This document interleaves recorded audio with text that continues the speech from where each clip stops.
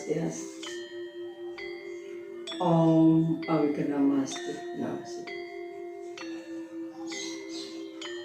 Pemirsa dimanapun Anda berada, berbahagia sekali kita dapat berjumpa kembali di Puspa Harum Jaya YouTube channel.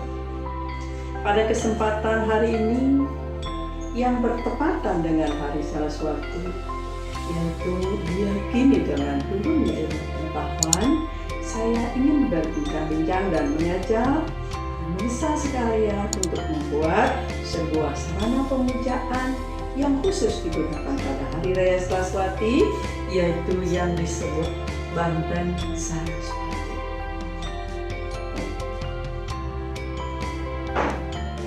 Untuk membuat Banten Saraswati ini, sarana yang digunakan seperti biasa, yaitu terdiri dari patram, puspam, palam, diam, yome, bhaktya, prayasjati, seperti yang tersurat di dalam kitab kita 3 sloka, bab 9, sloka 26.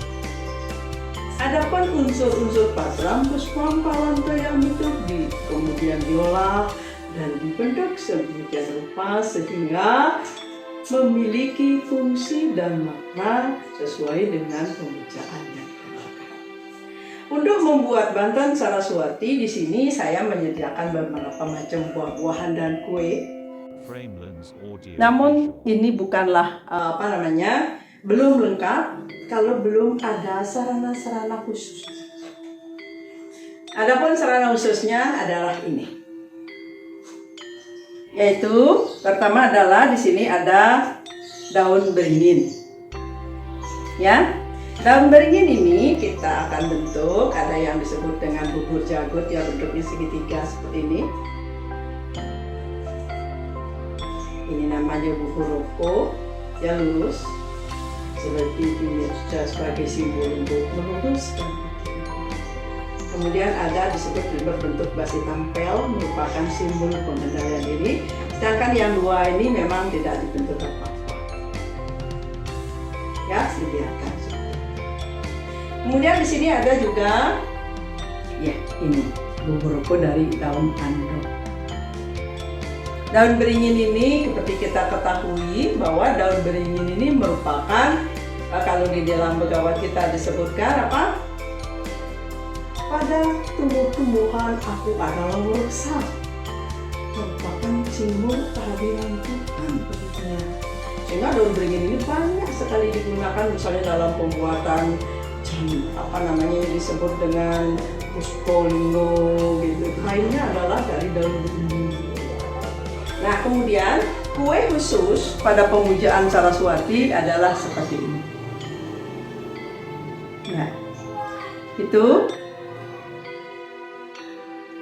yang disebut dengan kue Saraswati. Khususnya di sini ya. Di sini ada garis-garisnya, simbol keseimbangan. Kemudian di dalamnya itu ada 2 titik itu yang merupakan titik tonggak awal kegiatan kita memulai sesuatu. Kemudian ada karna, simbol telinga. Kemudian ada juga omkara. Omkara adalah huruf suci orang Hindu, khususnya di Indonesia. Ya, ini merupakan badan daripada Dewi Saraswati. Inilah simbol Dewi Saraswati sebagai sakti Dewa Brahma yang menciptakan segala sesuatu yang ada di alam semesta.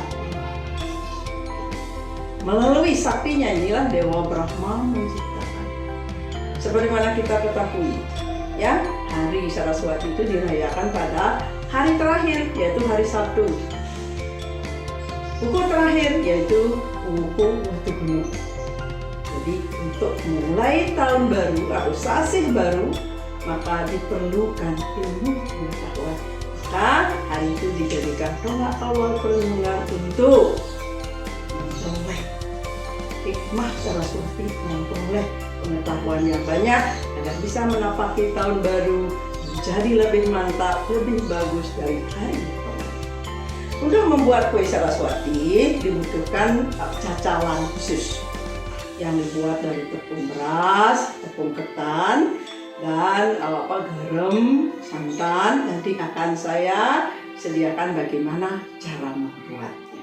Baiklah pemirsa, sekarang saya akan mengajak teman-teman sekalian untuk menata atau nanding badan Saraswati.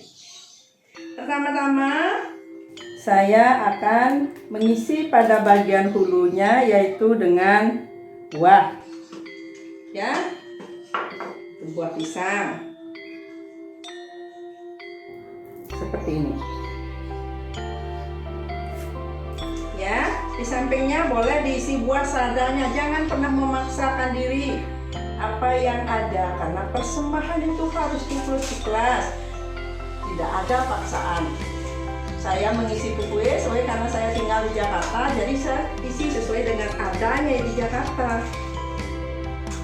Agar ianya yang kita persembahkan itu menjadi sesuka. Kemudian juga diisi tebu. Ya, tebu.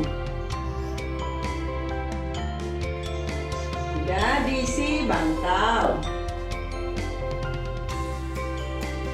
Kemudian dimasukkan ini panco palo. 5 macam buah-buahan yang jadi sedikit-sedikit, boleh juga satu-satu terlalu banyak. Kemudian diisi kue kukus putih dan kuning. Kue kukus yang putih ada di kanan, yang kiri ada kuning, yang di kiri ini warna kuning. Ya. Selanjutnya masukkan pula bubur percet. Ini dibuatnya dari bubur sumsum, tapi dibuat melingkar seperti ini. Framelens Audio Visual. Kemudian kita masukkan nasi pradnyan, yaitu ini nasi diisi kacang saur, diisi sambal goreng, diisi ikan teri. Ikan teri dan saur selalu berdampingan sebagai simbol segar gunung ya, kesuburan. Kemudian diisi daun pradnyan, dan kemudian atau sejenis daun kemangi, daun tulasi ya sebagai bentuk pengabdian ini. Kemudian nanti diisi juga sebuah dadah Saraswati. Dadah Saraswati ini adalah beras dicuci dengan rincau cendana, kemudian diisi sedikit kelapa sebagai alas daripada Saraswati. Terakhir kita masukkan kue Saraswatinya di atas dadah. Jangan lupa masukkan juga bubur brokoli. Selanjutnya baru kita masukkan daun bawang. Ya, di atasnya dimasukkan sebuah sampian nagasari. Baik, saya akan mengajak Bapak dan Ibu semua untuk membuat sebuah sampian nagasari. Ya, ini panjangnya kira-kira 1 ini aja. Ya, 1 cekak. Kita membutuhkannya 8 potong, 8 luas. Ini saya tidak mau menggunakan jamur banyak sekali karena ya tidak terlalu boros. Jadi 2 lembar saja cukup. Framelens Audio Visual. Jangan lupa ya, malonya ini dihilangkan sedikit. Malo artinya kekotoran, karena warnanya pasti beda dengan yang lain dia. Saya ingin membuat wasen yang gampang, biar gampang oleh anak-anak membuatnya. Sampai nagasari ya, ini nanti ditarik dikit saja. Kemudian kita ya ambil sedikit ujungnya ini aja. Nah, maka dia akan menjadi seperti ini. Ya, ini kemudian kita rangkai.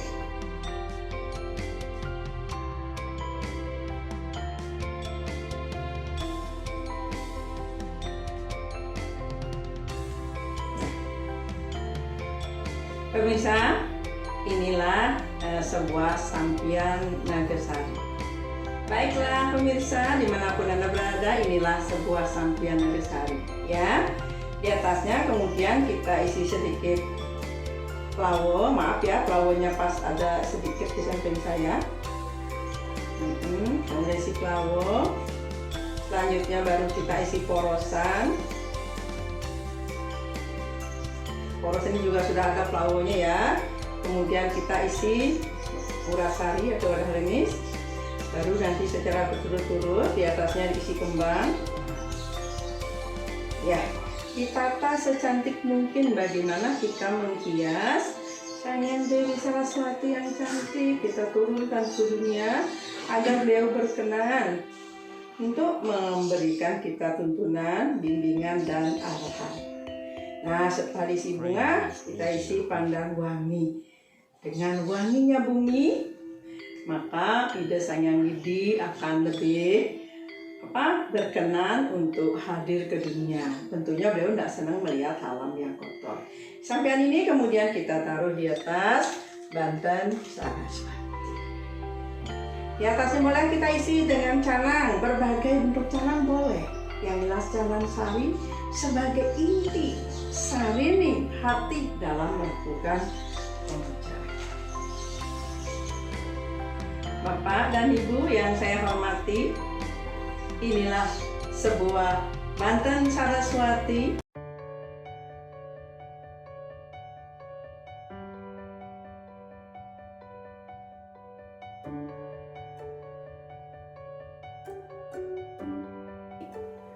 Tentu saja yang canangnya boleh diganti sesuai dengan keadaan yang ada, dengan rasa hati.